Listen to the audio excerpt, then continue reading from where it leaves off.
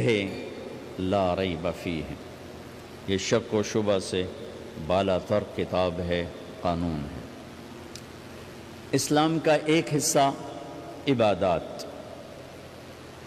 دوسرا حصہ معاشرت، اسلامی معاشرت اس نے ہمارے اندر جگہ نہیں بنائی۔ جو پٹھانوں کی معاشرت ہے وہ اسی پہ چلتے ہیں، جو پنجابیوں کی معاشرت ہے وہ اس پہ چلتے ہیں، جو سندھیوں کی ہے وہ اس پہ چلتے ہیں، جو بلوچوں کی ہے وہ اس پر چلتے ہیں۔ اسلام ہماری معاشرت بدل دیتا تو پوری دنیا کے انسانوں کے لیے اسلام میں آنا بہت آسان ہو جاتا، کیونکہ عبادات سے متاثر کوئی ہوتا ہے، اور معاشرت ایسی چیز ہے جو اس طرح کھینچتی ہے جیسے شہد مکھی کو کھینچتا ہے، اور جیسے روٹی بھوکے کو کھینچتی ہے، اور جیسے پانی پیاسے کو کھینچتا ہے۔ اسلامی معاشرت ایسی خوبصورت زندگی ہے کہ جو لوگوں کو کھینچتی ہے۔ شادی بھی معاشرت کا حصہ ہے۔ میرے نبی نے خود 11 شادیاں کی، 13 کی، 2 شادیاں نکاح ہوا اور طلاق دے دی، گھر نہیں بسایا، 11 گھر بسائے، 2 کا آپ کی زندگی میں انتقال ہو گیا، حضرت زینب بنت خزیمہ اور حضرت خدیجہ بنت خویلد رضی اللہ تعالی عنہما۔ 4 بیٹیوں کی شادی کی، 11 شادیاں خود کی، شوہر بن کے دکھایا، باپ بن کے دکھایا، سسر بن کے دکھایا کہ ہماری معاشرت جہاں ہمارا جوائنٹ فیملی سسٹم ہے، اگر ہم لوگ شریعت کو جانتے تو یہ بڑا خوبصورت نظام تھا، لیکن چونکہ ہم شریعت نہیں جانتے تو جوائنٹ فیملی سسٹم سے بہت بڑا ظلم وجود میں آ رہا ہے۔ یہ وہ ظلم ہے جو عدالتوں میں ڈسکس نہیں ہو رہا، جو پنچایتوں میں ڈسکس نہیں ہو رہا، یہ وہ ظلم ہے جو گھروں میں ہو رہا ہے، کیونکہ اپنی وہ حدود باؤنڈری لائن نہیں جانتے کہ میری باؤنڈری کہاں سے شروع ہوتی ہے اور کہاں جا کر ختم ہوتی ہے۔ ایک گھر کیسے چلنا چاہیے، اس پر سینکڑوں آیات آئی ہیں۔ اتنی آیات نماز کے لیے نہیں آئیں جتنی ایک گھر کیسے چلنا چاہیے، جتنی اس کے لیے آیات آئیں۔ سورۃ النساء ساری گھر کی زندگی بتاتی، سورۃ المائدہ گھر کی زندگی بتا رہی، سورہ تحریم گھر کی زندگی بتا رہی، سورہ طلاق گھر کی زندگی بتا رہی، سورہ بقرہ میں گھر کی زندگی کی سینکڑوں آیات ہیں کہ ایک گھر کیسے چلنا چاہیے، چونکہ یہ نہ مولوی جانتا ہے، نہ جج جانتا ہے، نہ یہ اے سی بچہ جانتا ہے، نہ ڈاکٹر جانتا ہے، نہ دیہاتی جانتا ہے، نہ شہری جانتا ہے کہ گھر کیسے چلتا ہے۔ چونکہ یہ چیپٹر میں آپ کو کیا گلا دوں، ہمارے مدرسوں میں بھی نہیں پڑھایا جاتا۔ ہمارے مدرسے بھی زور دکھاتے ہیں جہاں کوئی اختلافی بات آ جائے، پھر انہوں نے ویکھن والے ہوندے زور کیویں لگدے، جہاں کوئی اخلاقی بات آ جائے تو استاد بھی ٹھنڈا ہوتا ہے، شاگرد بھی ٹھنڈے ہوتے۔ تو یہ چیپٹر تو پڑھائے نہیں جاتے، مدرسوں میں بھی نہیں پڑھائے جاتے، تو میں آپ سے کیا گلہ کروں، تو ہمارے مدرسے سے پڑھے ہوئے بچوں کو نہیں پتہ، ہمارے علماء کو نہیں پتہ کہ گھر کیسے چلتا ہے، کہ نبی کی وہ زندگی جو گھر میں تھی وہ کیسی تھی، یہ نہ پڑھی جاتی ہے نہ پڑھائی جاتی۔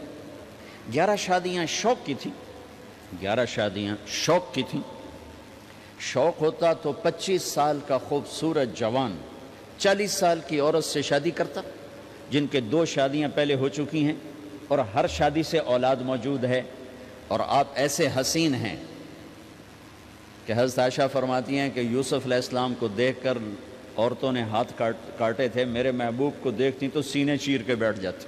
اور ام معبد ایک بدو عورت نے آپ کا حلیہ بیان کیا تھا، رأیت رجلا ظاہر الوضاء ابلج الوجہ، میں نے ایک جوان دیکھا یوں لگا جیسے چاند زمین پہ اتر آیا۔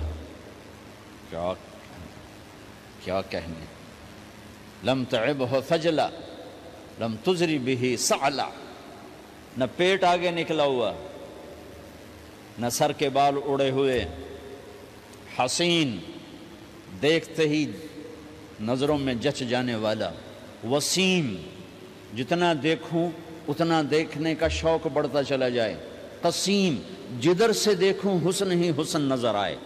ان تکلم علاہ البہا، بولے تو نور چھا جائے، ان سکت علاہ الوقار، چپ ہوں تو وقار چھا جائے، ادعج موٹی آنکھ، اکحل سرمگی، اشکل لمبی، احور سیاہ، اہدب پلکیں دراز، فی عینیہ دعج، آنکھوں میں ایک کشش، فی صوتہ سحل، آواز میں جادو، فی عنقہ سطع، گردن سراہی دار، فی لحیتہ کفافہ، داڑھی بڑی خوبصورت، سہل الخدین، گال بڑے خوبصورت، نہ پچکے نہ ابھرے، ولیع الفم، ہونٹ جیسے گلاب کی پنکھڑی، براق الثنایا، دانت ایسے تھے مسکراتے نور نکلتا دکھائی دیتا تھا، عظیم الہامہ، بڑا سر، شدید سواد الشعر، سیاہ کالے بال، رجل الشعر، نیم گھنگریالے بال، واسع الجبین، چوڑا ماتھا، ازج الحواجب، بھمیں گول کمان جیسی، اشم، ناک یہاں سے اٹھا، اقن العرنین، آگے سے باریک، لہو نور یعلوہ، یہاں نور جگمگ جگمگ کرتا رہتا تھا، ان فرقت عقیقت و فرق و الا فلا، جب کبھی مانگ نکالتے، کبھی نکالتے تھے کبھی نہیں نکالتے تھے، جب کبھی مانگ نکالتے اور پگڑی شریف اتارتے، ٹوپی اتارتے تو مانگ سے نور نکلتا نظر آتا تھا۔ ایسے جوان کو لڑکی نہیں ملے گی، ایسا حسن و جمال۔ اما عائشہ رضی اللہ عنہ وہ سی رہی تھی کرتا سی رہی تھی کپڑا، تو سوئی گر گئی، تو کمرے میں اتنی روشنی نہیں، تو اس کے یوں کر رہی تھی، اتنے میں میرے نبی اندر آئے تو آپ کے چہرے کے نور سے سوئی چمکنے لگی، ایسا حسن و جمال۔ اور 40 سال کی عورت سے شادی ہو رہی اور 25 سال ان کے ساتھ گزار دیے، 50 برس کے ہو گئے، 50 سال کے بعد 10 شادیاں، جبکہ شوق اور خواہش ختم ہوتی چلی آ رہی ہوتی ہے۔ میرے نبی نے کہا ما زوجت وما تزوجت الا بوحی من السماء نزل به جبرائیل، فرمایا لوگوں میں نے جہاں شادی کی، میں نے جہاں بیٹی دی، پہلے آسمان سے وحی آئی، پھر میں نے قدم اٹھایا، پھر فرمایا میں نے جہاں شادی کی، میں نے جہاں بیٹی دی، آسمان سے بشارت آئی کہ سب جنتی ہیں، سب جنتی۔ یہ شوق کی شادیاں نہیں تھیں، یہ امت کو سکتروں کی طرح ہیں۔ نماز، روزہ، حج، زکوٰۃ کے احکام مختصر، 5 وقت نماز پھر چھٹی، سال میں 1 دفعہ زکوٰۃ پھر چھٹی، زندگی میں 1 دفعہ حج پھر چھٹی، لیکن 24 گھنٹے میرے ساتھ کوئی لگا ہوا ہے، میں کسی کے ساتھ لگا ہوا ہے، میرا کبھی روپ باپ کا ہے، کبھی خامد کا ہے، کبھی بھائی کا ہے، کبھی بیٹے کا ہے، کبھی سسر کا ہے، کبھی چاچے کا ہے، کبھی مخالف کا ہے، کبھی مسجد میں ہے، کبھی دکان پر ہے، کبھی جج کی کرسی ہے، کبھی اے سی کی کرسی ہے، کبھی قائد ہے، کبھی ماتحت ہے، کبھی افسر ہے، کبھی چپڑاسی ہے، میرے تو لاکھوں روپ ہیں، ہر روپ میں میرا اللہ کیا چاہتا ہے، بارش کے قطروں کی طرح احکام ہیں ہماری طرف۔ اس میں سے ایک یہ مجلس ہے شادی کی کہ ایک لڑکا اور لڑکی کیسے زندگی گزارے، یہ سمجھانے کے لیے، خامد اور بیوی کیسے زندگی گزاریں یہ سمجھانے کے لیے میرے نبی نے 11 شادیاں کی، اور اپنی عرب کی معاشرت کو توڑ کر اپنی معاشرت ان پر نافذ فرمائی اور اپنی خوبصورت زندگی ان تک پہنچائی۔ عرب میں عورت کو ذلیل سمجھا جاتا تھا، اب بھی کوئی خاص عزت کوئی نہیں ہے، تو میرے نبی نے فرمایا خیرکم خیرکم لأہلہ، سب سے بہترین مسلمان وہ ہے جو بیوی سے اچھا سلوک کرتا ہو، وما انا خیر لأہلی، اور تم سب میں میرا سلوک اپنی بیویوں کے ساتھ سب سے اچھا ہے، سب سے اچھا ہے۔ آپ مجلس میں تشریف فرما ہیں، تنہا نہیں بیٹھے ہوئے، لوگ بیٹھے ہوئے ہیں۔ ایک صحابی پوچھتے ہیں یا رسول اللہ آپ کو سب سے زیادہ کس سے محبت، آپ کو سب سے زیادہ کس سے محبت؟ سبحان اللہ، کیا زندگی سمجھائی ہے میرے نبی نے۔ بھائیو کچھ سیرت پڑھا کرو اللہ کے واسطے، صرف اخبار دے مگر ہی نہ لگے رہا کرو، میرے نبی کی زندگی کچھ پڑھا کرو، صحابہ کی زندگی پڑھا کرو، صحابیات کی زندگی پڑھا کرو، میرے نبی سے مسجد میں الگ نہیں، اکیلے نہیں، مسجد میں لوگوں کے سامنے ایک شخص پوچھتے ہیں یا رسول اللہ آپ کو سب سے زیادہ کس سے محبت ہے؟ آپ نے کہا عائشہ سے۔ ہمارے ماحول میں کوئی یہ کہہ سکتا ہے مجھے اپنی بیوی سے سب سے زیادہ پیار ہے؟ اس سے ویلے انہاں فتوہ لا بے ران مرید آ گیا نہیں آئے ویکھو بھائی زان مرید آ گیا جے۔ جس سے سب سے زیادہ محبت کرنی تھی اسی کو سب سے زیادہ ذلیل کرتے ہیں۔ دیکھو سب سے اہم رشتہ، میری بات غور سے سننا چونکہ ہمارا معاشرہ اس کو شاید ہضم نہ کر سکے تو آپ بھی نہیں کر سکیں گے، سب سے اہم رشتہ خامد اور بیوی ہے۔ سب سے مقدس رشتہ ماں باپ، سب سے مقدس رشتہ ماں باپ، لیکن سب سے بنیادی رشتہ خامد اور بیوی ہے۔ اللہ نے پہلا رشتہ جو دھرتی پہ قائم کیا وہ ایز اے ماں باپ نہیں، ایز اے خامد اور بیوی۔ آدم کو خامد بنایا، حوا کو بیوی بنایا، پھر انہی کو ماں باپ بنایا، انہی کو دادا دادی بنایا، انہی کو نانا نانی بنایا، انہی کو ساس اور سسر بنایا۔ سارے رشتے خامد اور بیوی سے جنم لیتے ہیں، آگے یہی دو رشتے روپ بدلتے ہیں۔ خامد اور بیوی کا رشتہ سب سے بنیادی ہے، سب سے اہم ہے، سب سے بڑا ہے، اور سب سے پہلا ہے اور سب سے آخری ہے۔ پہلا رشتہ بھی خامد اور بیوی کا قائم ہوا، اور دنیا میں بھی آخری رشتہ خامد بیوی رہ جاتا ہے۔ پتران دی شادی ہو گئی، دھیاں دی بھی شادی ہو گئی، بڈھا بڈھی کلے بیٹھے۔ ہمارے دیس کی کہانی کیا، میرے گھر کی کہانی۔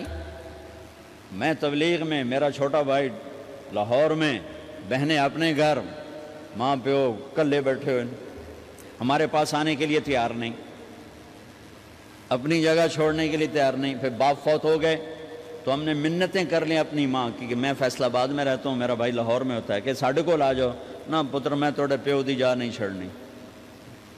نہیں آئے ہمارے پاس، تنہا زندگی گزار دی۔ ہم تو آئے مہمانوں کی طرح آئے اور چلے گئے، تنہا زندگی گزار دی۔ تو پہلا رشتہ خامد اور بیوی، آدم اور حوا۔ پھر دنیا میں بھی اگر زندگی ہے، پہلے مر جائیں تو الگ بات ہے، اگر زندگی ہے تو پھر آخری رشتہ خامد اور بیوی، اور جنت میں جا کے ہمیشہ کا رشتہ خامد اور بیوی۔ ہر آدمی اپنی بیوی کے ساتھ اور ہر عورت اپنے خامد کے ساتھ جنت میں جوڑا جوڑا ہوں گے۔ بچے اپنی جنت میں، ماں باپ اپنی جنت میں، ساس سسر اپنی جنت میں، بھائی بہن اپنی جنت میں۔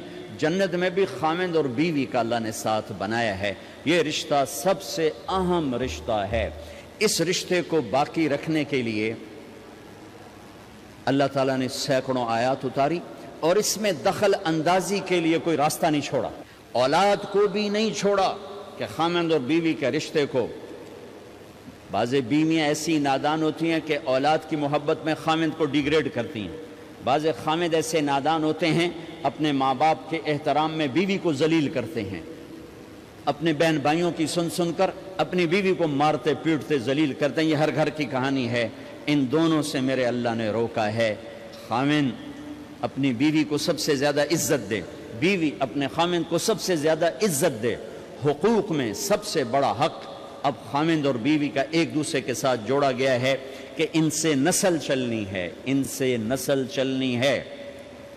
آپ حیران ہوں گے، بیوی کے ذمہ خامد کی روٹی پکانا شریعت نے نہیں لگایا، تو خامد کے ماں پیو کی روٹی کیسے ذمہ ہوگی؟ خامد کے بہن بھائیوں کی روٹی کیسے ذمہ ہوگی؟ کتنی بہنوں نے گھر اجاڑ دیے بھائیوں کے، کتنے ساس سسر نے اپنے بیٹے کے گھر اجاڑ دیے۔ یہ چاروں طرف پھیلی ہوئی کہانیاں بتا رہا ہوں، کوئی خواب نہیں سنا رہا ہوں، کوئی باہر کی زندگی نہیں بتا رہا ہوں کہ جوائنٹ فیملی سسٹم بہت اچھا ہے اگر شریعت کا پتہ ہو، اور بہت برا ہے اگر شریعت کا پتہ نہ ہو۔ چڑا چڑی بھی اکٹھے ہوتے ہیں تو گھونسلہ الگ بناتے ہیں کہ ساس سورا کے دائیں سرتے نہ آ پاوے۔ ہمارے دوست ہیں مار ظفر حراج، میں تو ان کی بات سن کے حیران ہو گیا، مطلب کوئی دین کا پتہ کوئی نہیں، شریعت کا پتہ کوئی نہیں، بہت شریف آدمی، ہمارے قریب پڑوسی ذمہ دار ہیں۔ تو ان کے بیٹے کا نکاح پڑھانے میں گیا، جیسے ابھی عزیز کا نکاح پڑھانا، ان کے بیٹے کا نکاح تھا۔ تو ابھی مہمان نہیں آئے تھے تو ہم ایسے بیٹھے تھے، تو مجھ سے کہنے لگے مولانا صاحب میری بیگم میں نے آکھیا کہ گل سن آپ ہن ہنڈ گئے ہیں، ان کر میرے پوتر دا گھر وکھرا بنا۔ او نوے اساں کہے دی دھی لائے تے آئیے تو مڑ اساں ادھر تے سیر تے بیٹھے ہوئیے، پہلے میرے پوتر دا گھر وکھرا بنا، او دی ڈولی وکھری لایا تو مڑ میں شادی کرساں پتر دی۔ چلو وہ تو طاقت رکھتے تھے انہوں نے الگ گھر بنایا. شریعت نے یہ عورت آنے والی لڑکی کا حق رکھا ہے کہ اگر خاوند کے پاس طاقت ہے تو اس کو الگ گھر دے. اگر وہ ڈیمانڈ کرے کہ آپ مجھے الگ گھر لے کر دیں تو یہ ماں باپ کی نافرمانی نہیں, یہ حق تلفی نہیں, اس آنے والی کا حق ہے کہ اس نے تیری نسل کو سنبھالنا ہے. اگر یہ ساس کے بھی سنیں, سسر کے بھی سنیں, نندوں کے بھی سنیں, دیور کے بھی سنیں, پھر تیری بھی سنیں, تو یہ تو پاگل ہے, یہ بچے کہاں سے پالے گی, یہ بچوں کی تربیت کب کرے گی؟ یہ تو دن کو روئے گی کہ سس ہے آکھے, رات کو روئے گی سو رہے آکھے, اگلے دن آکھے گی میں نے تو تیری بہن ہے آکھے ہے. تو اس کو تو بچے پالنے کا وقت نہیں. ہماری نسل کیوں برباد ہو گئی کہ ماؤں نے اپنی ڈیوٹی چھوڑ دی ہے. 3 سال کا بچہ سکول میں ڈالنے بلا سکول ہے انہوں کیڑی فکر ہے, انہوں تو پیسے لے کے انہوں کھڑاونا. میرے نبی نے کہا 7 سال تک تو نماز بھی نہ کہو, گلے سے لگا کے رکھو. 7 سال تک نماز بھی نہ کہو, بس اس کو قریب کرو قریب کرو قریب کرو. 10 سال میں جا کے نماز کہو. 3 سال کے بچے کو ڈالتے ہیں سکولوں میں, اس کے لاشعور میں ماں باپ سے نفرت پیدا ہو جاتی ہے.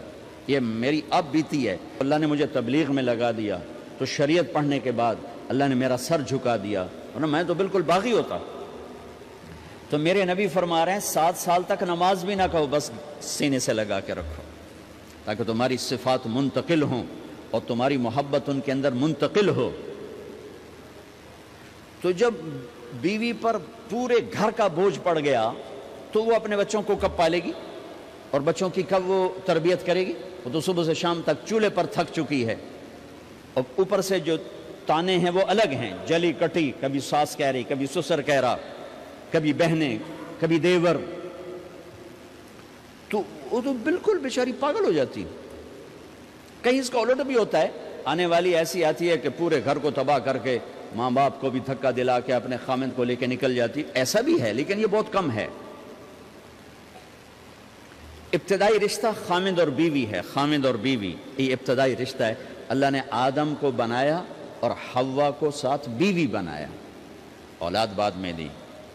اور ایک اور بات, آدم کو بنا دیا مٹی کا پتلا کٹھا کر کے, مٹی کٹھی کر کے پتلا بنا دیا. 40 سال کے بعد روح ڈالی, چل بھائی جا جنت, اور اکیلے بھیج دیا, بیوی نہیں دی. حالانکہ اللہ چاہتا تو ساتھ ہی حضرت حوا کی مٹی کا ڈھیر بھی لگا دیتا, اس کا پتلا بھی تھپ دیتا, فرشتوں سے تھپوا دیتا, اور پھر 40 سال کے بعد دونوں کو کٹھا جنت میں ڈالتا. بہت سارے پیغام, اس میں بہت سارے پیغام.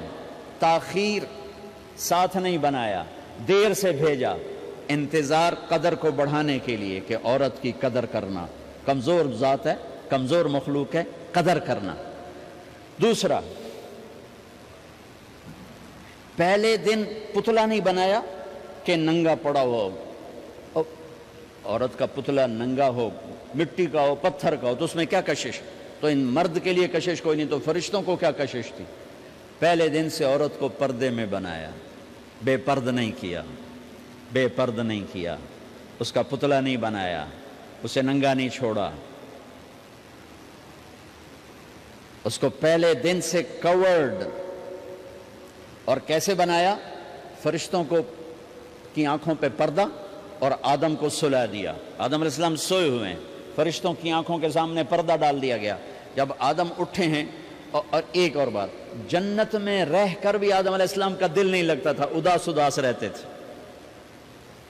اماں آئی تو بابے دا دل لگا, تو اداس رہتے تھے جنت میں. جب آنکھ کھلی تو اپنے لیفٹ سائیڈ پہ ایک خاتون, سر سے لے کر پاؤں تک لباس میں. آپ نے سنا ہے نا, یوسف علیہ السلام دنیا میں سب سے خوبصورت ہستی پیدا کیے گئے. یہ مردوں میں, عورتوں میں سب سے خوبصورت حضرت حوا کو پیدا کیا گیا. کون ہے؟ کہتے ہیں اللہ کی. اب آدم تیری بیگم کون ہے؟ تیری بیگم.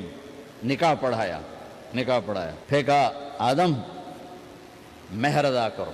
تو انہوں نے پوچھا کیا مہر دوں؟ تو وہاں تو سونا چاندی ڈھیر لگے پڑے تھے. اللہ تعالیٰ کہتے دا من سونا چاہ کے دے دے. میرے اللہ نے کہا تیری نسل میں میرا آخری حبیب آنے والا ہے, اس پہ ایک دفعہ درود پڑھ دے, یہ مہر ہے. سیدھے ہاتھ میں برکت ہے. پیدا کیا الٹی طرف سے. الٹی طرف سے کیوں پیدا کیا ہے؟ کہ الٹی طرف دل ہے, اور دل کے نیچے جو پسلی ہے وہاں سے پیدا کیا.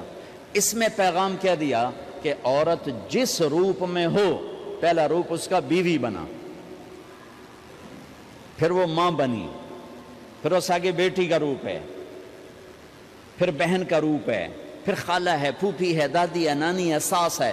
جس روپ میں بھی عورت ہے اس کو دل کے قریب جگہ دو۔ یہ دل کے نیچے سے پیدا کرنے میں یہ پیغام دیا گیا ہے، اسے ذلیل نہ کرو، اسے خوار نہ کرو، اسے بے عزت نہ کرو، اس پر شدت نہ کرو۔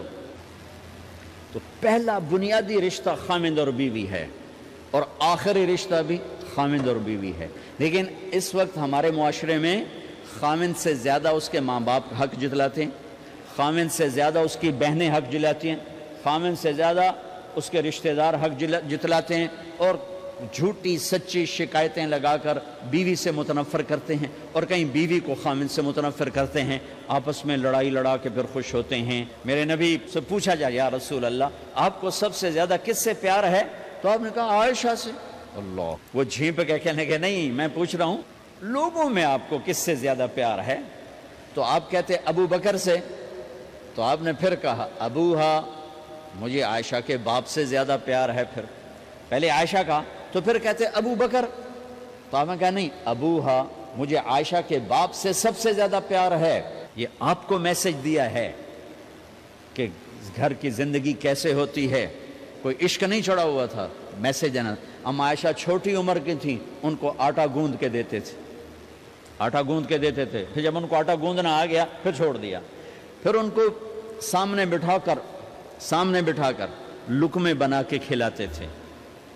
پھر ام عائشہ رضی اللہ تعالیٰ عنہ کوئی گوشت کا ٹکڑا، وہاں بڑے بڑے گوشت کے ٹکڑے پکائے جاتے تھے، تو کوئی گوشت کا ٹکڑا اٹھایا اور ایسے 2-4 جگہ سے نوچا اور پھر رکھ دیا، سارا کھایا نہیں جاتا تھا، تو اللہ کے نبی اسی کو اٹھاتے اور حضرت عائشہ کو دکھا کر، جہاں سے حضرت عائشہ نے نوچا ہوتا تھا وہاں سے یوں کاٹ کے دکھاتے تھے۔ پھر حضرت عائشہ رضی اللہ تعالیٰ نے گلاس اٹھایا پانی پینے کے لیے، جہاں ہونٹ لگائے پہ گلاس رکھ دیا، بڑے بڑے گلاس ہوتے تھے، تو حضرت ہمارے نبی اٹھاتے تھے، جہاں عائشہ کے ہونٹ لگے ہوتے تھے وہاں ہونٹ لگا کے پانی پیتے تھے۔ یہ آپ کو سکھانے کے لیے ہے، اپنے گھر والوں کے ساتھ بیٹھ کے کھانا کھاتے۔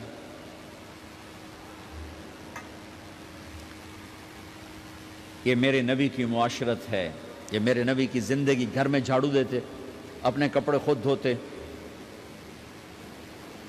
کوئی چیزیں بکھری پڑی ہوتی تو بیوی کو نہیں ڈانٹتے، خود اٹھ کے سیٹ کر کے رکھ دیتے، گھر والوں کے ساتھ مل کر برتن دھوتے، صفائی کرتے، گھر والوں کے ساتھ مل کر۔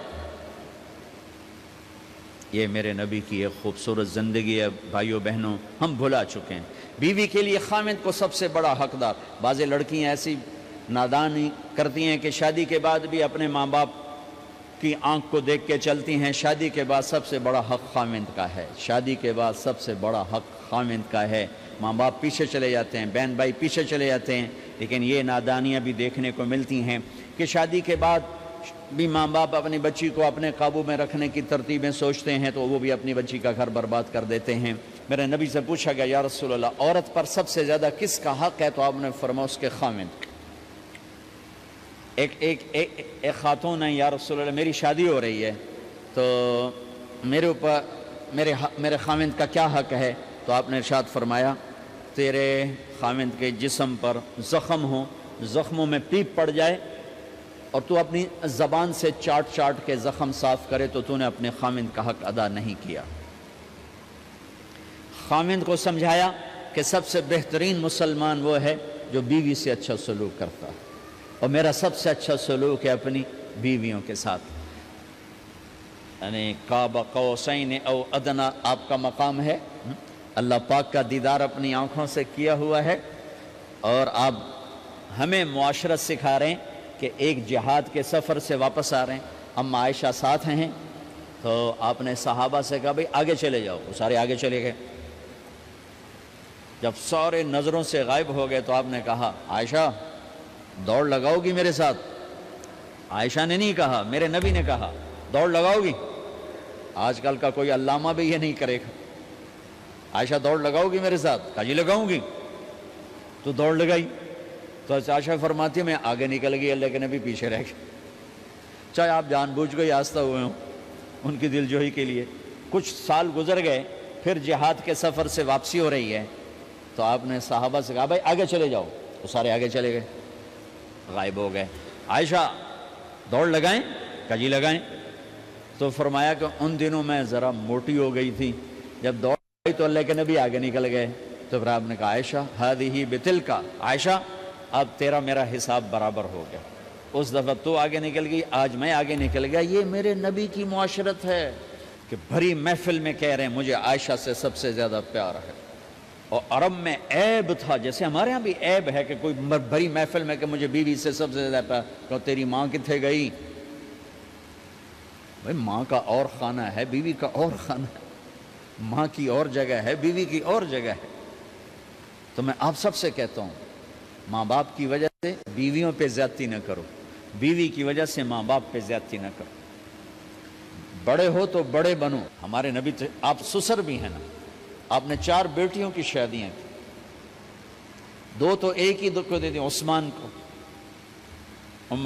رقیہ اور ام کلثوم رضی اللہ تعالیٰ عنہما حضرت عثمان کے نکاح میں، ابو العاص رضی اللہ تعالیٰ عنہ کو زینب، اور سب سے پیاری محبوب بیٹی حضرت علی رضی اللہ تعالیٰ عنہ۔ باقی 3 نکاح بڑے سادہ کیے، حضرت فاطمہ کا نکاح بڑے دھوم دھام سے کیا۔ ان کا رشتہ لے کر صدیق آئے، یا رسول اللہ میں خواہش مند ہوں، آپ چپ رہے۔ پھر حضرت عمر بعد میں گئے، یا رسول اللہ میں خواہش مند ہوں، آپ چپ رہے۔ تو عبد الرحمن بن عوف رضی اللہ تعالیٰ نے حضرت علی سے کہا علی تو جا، تجھے دے دیں گے۔ وہ کہنے کہ میں تو بہت غریب ہوں، مجھے کہاں دیں گے؟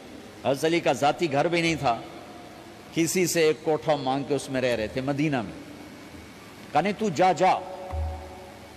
تو یہ مسجد میں پہنچے، اللہ کے نبی کو دیکھا تو ایسا روب طاری ہوا کہ بولے ہی کچھ نہیں۔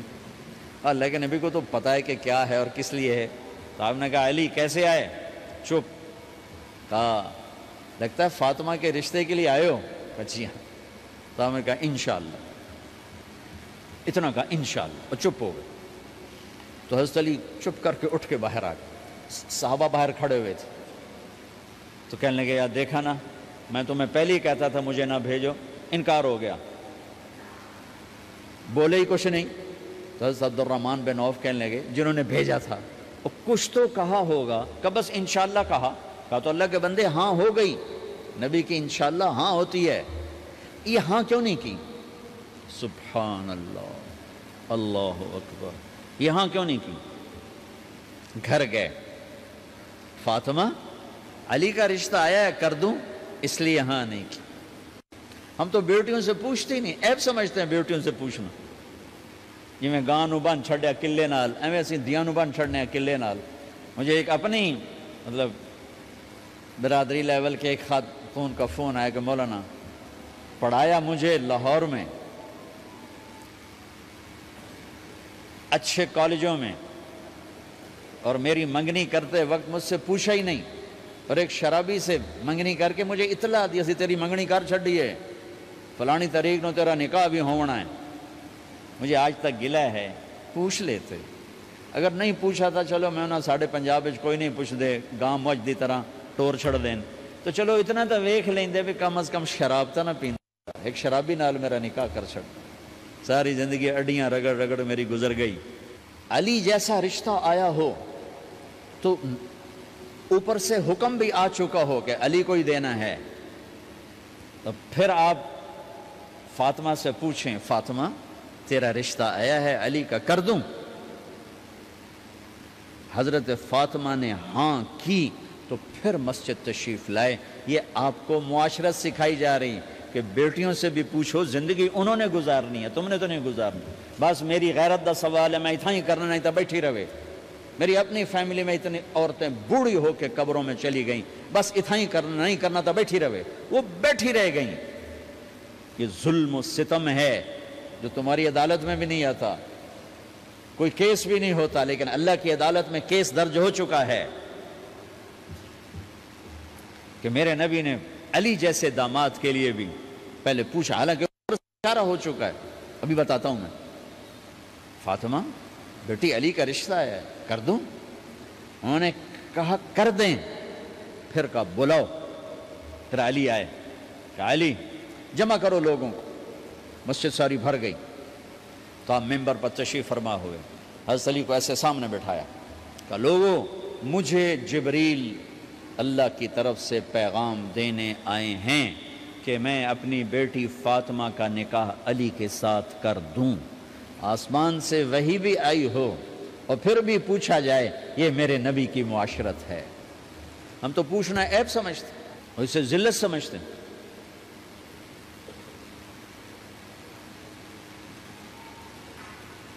پھر آپ نے اتنا بڑا اہتمام کیا، مسجد نبوی پرانی جو آپ کے زمانے کی تھی، بہت بڑا ہال تھا، اس کا بھرا ہوا تھا، آپ نے سب کو شہد کا شربت پلایا، خود نکاح پڑھایا، نکاح کا خطبہ پڑھ کیا، پھر کہا علی میں نے فاطمہ بنت محمد کو 400 درم مہر کے عوض تمہارے نکاح میں دیا، تو نے قبول کیا؟ انہوں نے کہا جی میں نے قبول کیا، اور سجدے میں چلے گئے اور زور سے دعا مانگی، رب اوزعنی ان اشکر نعمتک التی انعمت علی وعلی والدی وان اعمل صالحا ترضاہ واصلح لی فی ذریتی انی تبت الیک واننی من المسلمین۔ میرے نبی نے کہا آمین، زور سے کہا آمین، نکاح ہو گیا۔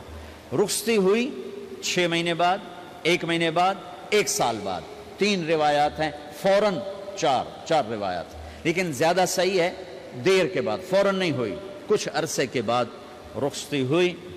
حضرت عقیل آپ کے بھائی وہ کہنے لگے علی اب رخصتی ہو جانی چاہیے، تو یہ دونوں مل کر آئے سلمان فارسی کے پاس کہ سلمان بھائی ہماری رخصتی کروا دو۔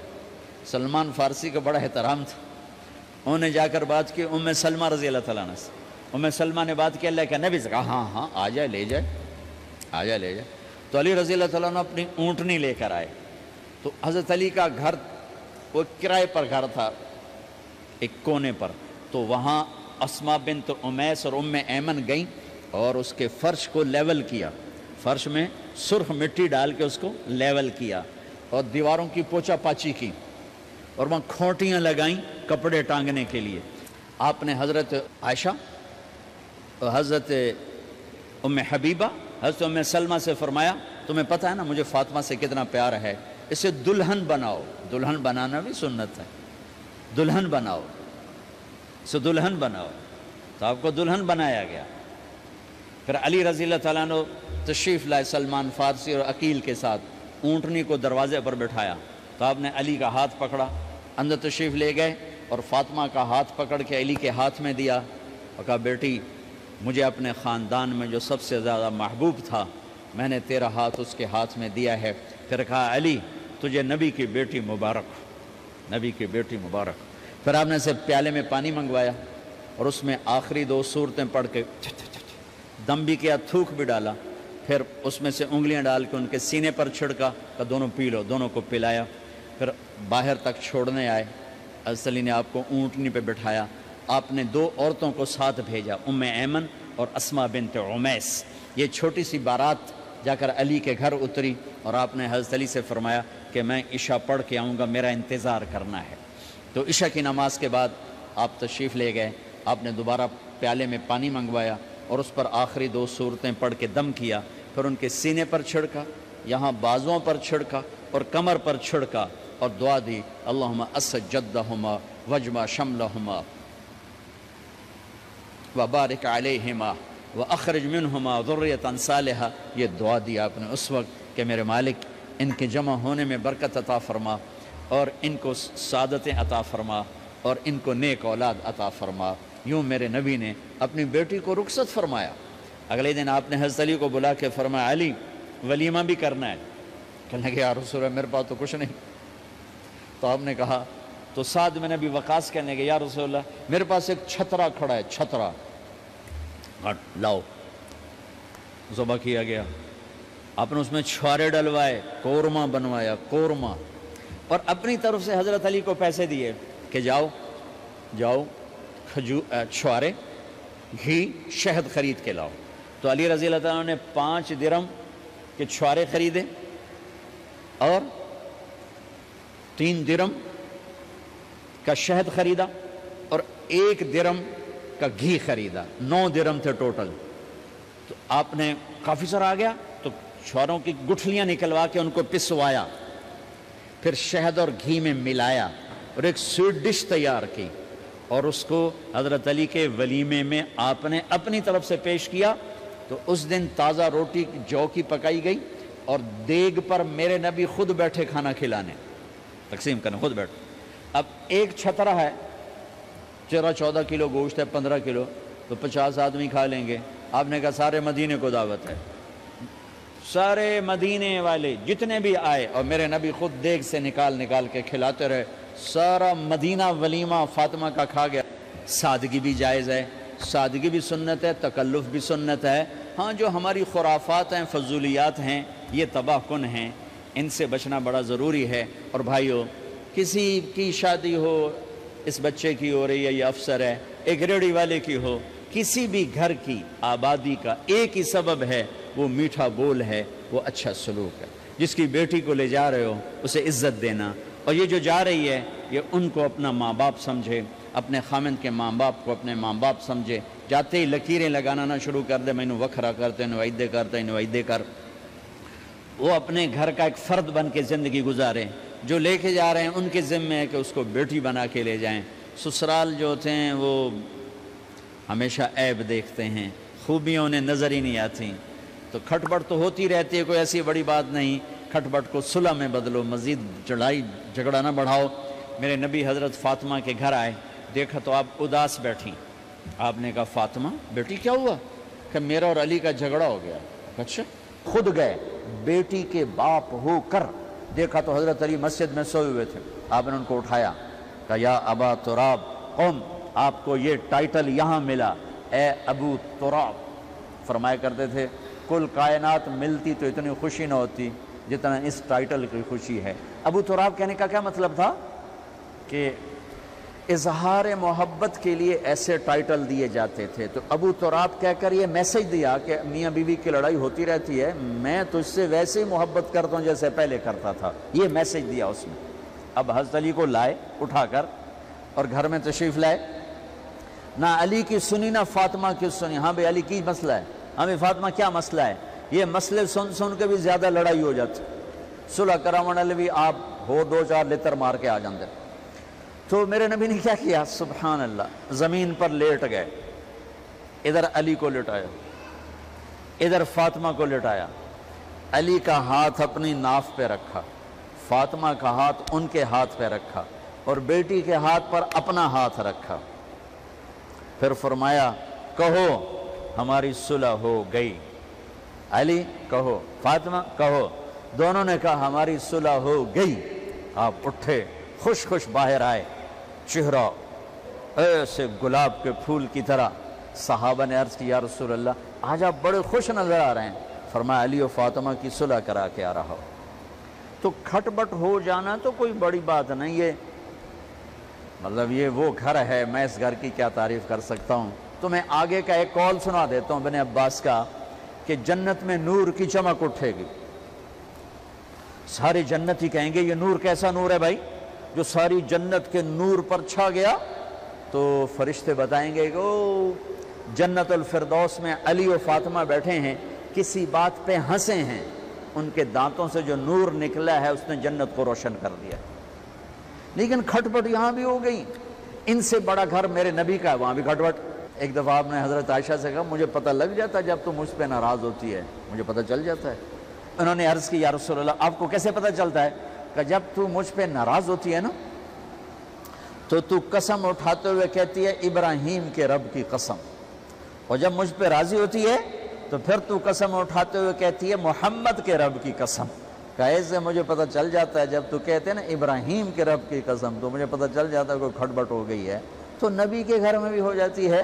یہ مسئلہ تو ختم ہوگا. جنت میں ہمارے ذمہ ہے کہ ان چیزوں کو کم کریں. یہ ایک میرے نبی کی معاشرت ہے میرے بھائیوں، اسے سیکھو، اسے سمجھو، اسے پڑھو. تو بھائیوں میرا نبی ایک زندگی دے کر گیا ہے. یہ چونکہ شادی کا موقع ہے اس کو میں نے تفصیل سے بیان کیا ہے، اس کی تفصیل بیان ہی نہیں کی جاتی. یہ اتنی ضروری ہے جتنی نماز ضروری ہے. نماز تو 5 وقت پڑھیں گے، زندگی 24 گھنٹے روپ بدل رہی ہے. ہر روپ میں میرا نبی کیا چاہتا ہے اس کو سیکھو، اس کو سمجھو. کرو گے اللہ آپ کو چمکائے گا، بنائے گا. اپنی کمائیوں میں حلال لاؤ، حرام سے بچو. جج بھی بیٹھے ہیں، وکیل بھی بیٹھے ہیں، کسی ظالم کے وکیل نہ بنو. وَلَا تَقُلْ لِلْخَائِنِينَ خَصِيمًا. آپ کو ایک آیت میں جوڈیشری، جج، مقننہ اور وکلاء کا پیغام اللہ کا سنا دیتا ہوں. اِنَّا أَنزَلْنَا إِلَيْكَ الْكِتَابَ بِالْحَقِّ لِتَحْكُمَ بَيْنَ النَّاسِ بِمَا أَرَاكَ اللَّهُ وَلَا تَقُلْ لِلْخَائِنِينَ خَصِيمًا. مقننہ، قانون ساز. تو اِنَّا أَنزَلْنَا إِلَيْكَ الْكِتَابَ بِالْحَقِّ. قانون بنانے کا حق اللہ کو ہے، اللہ کے قانون کو اپناؤ. آگے جج حضرات، فَحْكُمْ لِتَحْكُمَ بَيْنَ النَّاسِ بِالْحَقِّ. ججوں کو حکم ہے کہ حق فیصلے کرنا، بک نہ جانا، دب نہ جانا، حق کے فیصلے کرنا.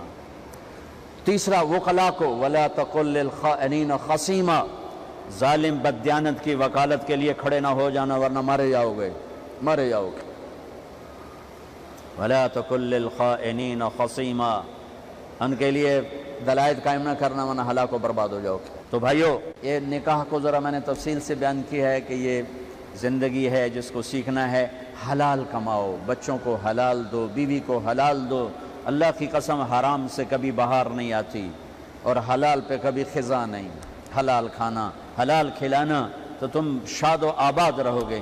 اللہ میں عمل کی. وَفَلْ بِنَا مَا أَنْتَ أَهْلُهُ إِنَّكَ أَهْلُ التَّقْوَى وَأَهْلُ الْمَغْفِرَةِ. اے زمین و آسمان کے شہنشاہ جس کی بادشاہی کو زوال نہیں، ہم تیرے بندے، تیرے حبیب کے امتی خوفناک زوال کا شکار ہیں، خوفناک تباہی کا شکار ہیں، اور نہ کوئی جائے پناہ ہے، نہ کوئی آس ہے، نہ کوئی امید ہے. تو ہماری آخری آس ہے، تو ہماری آخری امید ہے، تو ہماری آخری جائے پناہ ہے. میرے مولا، ہم اس چھوٹے سے بچے کی طرح ہیں جس کے ماں باپ بھی بھٹک گئے ہوں اور بہن بھائی بھی بچھڑ گئے ہوں، اور وہ تنہا میرے مالک چاروں طرف ڈھونڈتا پھر رہا ہو کہ منزل کہاں ہے، ٹھکانہ کہاں ہے. تیرے محبوب کی امت عرب و عجم اس وقت میرے مالک بھٹکے ہوئے راہی کی طرح ہیں، اس بھٹکے ہوئے معصوم بچے کی طرح ہیں. ہم تجھے تیری عزتوں کا واسطہ، تیرے محبوب کے آنسوؤں کے طفیل تجھ سے مانگتے ہیں. اپنے محبوب کی امت پر رحم فرما، کرم فرما. اور خاص طور پر جس دیس میں تو نے ہمیں جنم دیا، جس مٹی سے تو نے ہمیں پیدا کیا، جس مٹی میں تو نے ہمارے ماں باپ کی قبریں بنا دی، ہمارے آباء و اجداد کی قبریں بنا دی، جس دیس کو تو نے ہماری پہچان بنایا، میرے مولا وہ خون و خون ہے. ہم تیری منت کرتے ہیں، ہمارے حال پہ رحم فرما. میرے مالک، تیرے نبی نے بھی وطن سے پیار کیا، وطن کے لیے دعا مانگی. جب ان کو قوم نے نکالا تھا تو انہوں نے غار سور سے نکل کر سور پہاڑ پر کھڑے ہو کر مکے کو دیکھا تھا اور چلتے ہوئے الوداعی نظر ڈالی تھی اور کہا تھا، اے مکہ تو مجھے بہت پیارا ہے، میری قوم نہ نکالتی، میں تمہیں چھوڑ کے کبھی نہ جاتا. حالانکہ یا اللہ وہ تو قاب قوسین او ادنا کے مقام پر تھے. انہوں نے تو تیرا دیدار کیا تھا اپنے سر کی آنکھوں سے، انہوں نے جنت کو دیکھا تھا، انہوں نے عرشوں کو دیکھا تھا. لیکن پھر بھی میرے مالک اپنے وطن کی محبت لے کر وہ مکہ سے نکلے تھے، اور جب مدینہ پہنچے تھے تو یا اللہ مدینہ کو بھی انہوں نے اپنا وطن بنایا تو اس کے لیے دعا کی تھی کہ یا اللہ مدینہ کی برکتوں کو مکے سے دگنا کر دے. اے میرے مالک، اے میرے مولا، یہ وہ دیس جو ہماری پہچان ہے، جہاں ہم پیدا ہوئے ہیں، ہمارے بزرگوں کی قبریں ہیں، یہ خون و خون ہے میرے مولا، اور ہمیں غیروں سے گلہ نہیں ہے. اپنوں کے ہاتھوں میں دوری دھار کے خنجر ہیں اور اسے تباہ کرنے پر آئے ہوئے ہیں. اے رب کریم، ہم تو عاجز ہیں، تو عاجز نہیں ہے میرے مولا. ہم بے بس ہیں، تو بے بس نہیں ہے میرے مولا. تجھے تیرے محبوب کی محبت کا واسطہ یا اللہ ہمارے دیس پہ کرم فرما دے، کرم فرما دے. چاروں صوبے تباہ ہو گئے میرے مولا. ہمیں اپنوں سے گلہ ہے، ہمیں غیروں سے گلہ نہیں. کسی کی سازش نہیں، ہماری اپنی نادانیاں ہیں. اتنی پاکیزہ سرزمین، اتنا اعلیٰ ملک میرے مولا آج بھوک، افلاس، ننگ، فقر کا شکار ہے. اے کریم آقا، تو بے بس نہیں ہے، تیرے تو خزانے بھرے ہوئے، تیری قدرت کی حد نہیں، تیری شہنشاہی کی حد نہیں. میرے مالک، کسی کے آنسوؤں کے تو فیل آخر یہاں تیرے نیک بندے بھی ہیں، تیری نیک بندیاں بھی ہیں، راتوں کو رونے والے بھی ہیں، تجھے منانے والے بھی ہیں، ہمارے جیسے گناہگار خطا کار بھی ہیں. اے میرے مولا، کسی کے رونے، کسی کی ہائے کو، کسی کے رونے کو، کسی کے آنسو کو پسند فرما کر پورے دیس پر آئی ہوئی اس کالی رات کو ختم فرما دے. اے میرے مالک، اے میرے مالک، تیری آس ضرور ہے، نہ تجھ سے آس ٹوٹ سکتی ہے، نہ توڑیں گے. تو ہماری آخری آس ہے، ہماری آخری جائے پناہ ہے. ہمارے دیس پر کرم فرما دے، رحم فرما دے، کرم فرما دے، رحم فرما دے۔ اے مالک الملک، تیری طاقت کو زوال نہیں، ہم زوال دیکھ رہے ہیں، تیری قوت کو زوال نہیں، ہم زوال دیکھ رہے ہیں۔ تیری طاقت بے انتہا ہے، ہم اپنے آپ کو پراگندہ دیکھ رہے ہیں، منتشر دیکھ رہے ہیں۔ یا اللہ، ماؤں کی فریادیں ہیں، باپ کی فریادیں ہیں، معصوم بچیوں کی فریادیں ہیں، ظالم کا غرانہ ہے۔ اے میرے مالک، تو ہر زمانے کے فرعونوں کو پکڑتا آیا، اب ہمارے فرعونوں کو بھی پکڑ لے یا اللہ۔ ان کو تو نے بہت مہلت دے دی، توبہ کرنے کا وقت بھی دیا، نہ انہوں نے توبہ کی، نہ انہوں نے تیری مہلت سے فائدہ اٹھایا، بلکہ اپنے تکبر میں اور بڑھ گئے، اپنے ظلم میں اور بڑھ گئے۔ اے کریم مالک، اب تو دکھا دینا کہ شہنشاہی تیری ہے، تو دکھا دینا کہ بادشاہی تیری ہے، تو دکھا دینا کہ فیصلے تیرے چلتے ہیں، تو دکھا دینا میرے مولا کہ حکومت تیری ہے، طاقت تیرے ہاتھ میں۔ ان القوت للہ کا ہمیں منظر دکھا دے، ان العزت للہ کا ہمیں منظر دکھا دے، للہ الامر من قبل و من بعد کا ہمیں منظر دکھا دے۔ اور جو تیری دھرتی کو ظلم و ستم سے بھر رہے ہیں اور ہمارا مذاق اڑاتے ہیں کہ بلاؤ اپنے خدا کو، اے میرے رب ہم تجھے بلاتے پھر رہے ہیں، آجا تو، آجا میرے مالک تو، آجا۔ ہمارے سب بے بس ہو چکے ہیں، تو طاقتور ہے، با اختیار ہے، با اقتدار ہے۔ اے کریم شہنشاہ، ہم بے بس ہیں، تو بے بس نہیں ہے۔ تیرے نبی کی بات کا واسطہ دیتا ہوں، انہوں نے ایک بڑھیا کی ہمیں کہانی سنائی تھی، بنی اسرائیل کی بڑھیا کا جھونپڑا تھا بادشاہ کے محل کے سامنے۔ بڑھیا گھر پر نہیں تھی، بادشاہ نے جھونپڑا گرا دیا، اس کو پسند نہیں آیا محل کے سامنے۔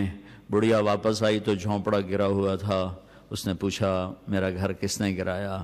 لوگوں نے کہا بادشاہ نے گرایا۔ تو اس نے ہاتھ اٹھا کر تجھے کہا تھا میرے رب میں موجود نہیں تھی، تو موجود تھا۔